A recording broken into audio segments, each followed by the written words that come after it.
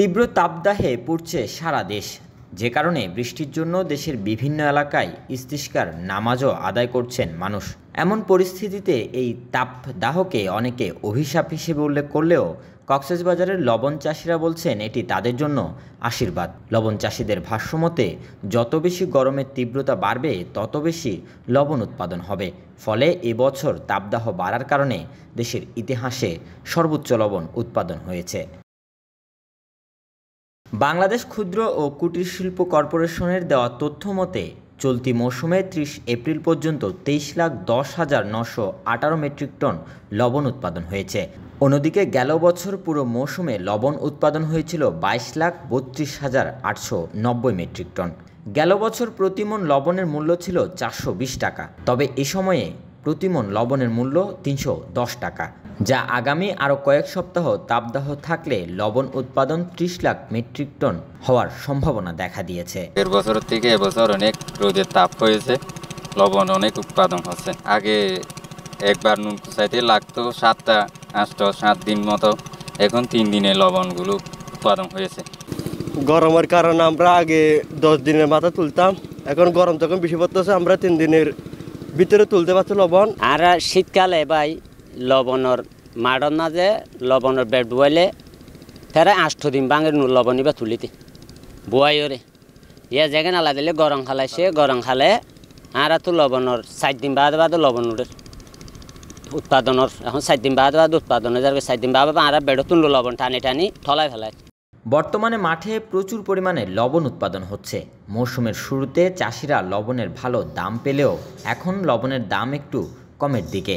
Record লবণ উৎপাদন হওয়ায় মাঠ পর্যায়ের চাষিরা খুশি। সপ্তাহখানেক বৃষ্টি না হলে লক্ষ্যমাত্রা অর্জিত হবে বলে মনে করেন বাংলাদেশ লবণ চাষী কল্যাণ পরিষদের সভাপতি মোস্তফা কামাল চৌধুরী। প্রকৃতি খুবই আমাদেরকে সহায়তা করছে। বৃষ্টি হয় নাই, মৌসুমের প্রথম দিকে একটু বৃষ্টি হয়েছিল, এরপর আর কোনো বৃষ্টি হয় নাই, যার কারণে একেবারে লাগাতার লবণ উঠছে। আমাদের উৎপাদন কোনো সময়ই আমরা 22 ক্রস করতে পারি নাই, তো এইবার হয়তো 22 ক্রস করে ফেলবো। তো আমি আশা করি আরও 7-10 দিন হয়তো এইভাবে লবণ উঠতে থাকবে। তো আমাদের এইভাবে যদি লবণ উঠি আর 7-10 দিন যদি আমরা টাইম পাই, হয়তো আমাদের লক্ষ্যমাত্রা অ্যাচিভমেন্ট হয়ে যাবে।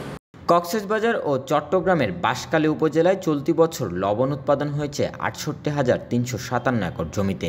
গেল বছর উৎপাদন হয়েছিল 66,424 একরে।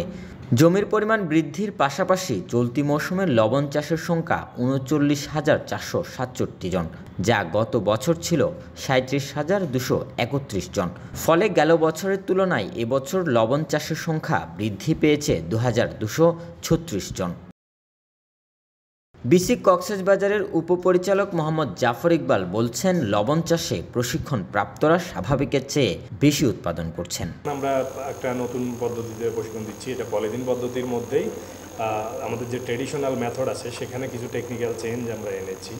তো এই প্রশিক্ষণটা আমরা বিভিন্ন জায়গায় দিচ্ছি এবং যারা আমাদের প্রশিক্ষণ পেয়ে আমাদের দেখানো পদ্ধতি অনুযায়ী চাষ করেছে তারা ইতিমধ্যেই আমাদেরকে জানিয়েছেন যে তাদের উৎপাদন কিন্তু স্বাভাবিকের চাইতে বেশি হয়েছে। দেশজুড়ে তীব্র তাপপ্রবাহে কৃষি, মৎস্য, পোলট্রি সহ বিভিন্ন খাতে নেতিবাচক প্রভাব পড়লেও লবণ উৎপাদনের জন্য এ যেন আশীর্বাদ। আগামী 1 সপ্তাহ কক্সবাজারে বৃষ্টি না হলে চলতি বছর লবণ উৎপাদনের লক্ষ্যমাত্রা ছাড়িয়ে যাবে, এমনটি প্রত্যাশা সকলের। কক্সবাজার প্রতিনিধি সাজন বড়ুয়া সাজুর তথ্যচিত্রে ডেস্ক রিপোর্ট, নিউজ নাও 24।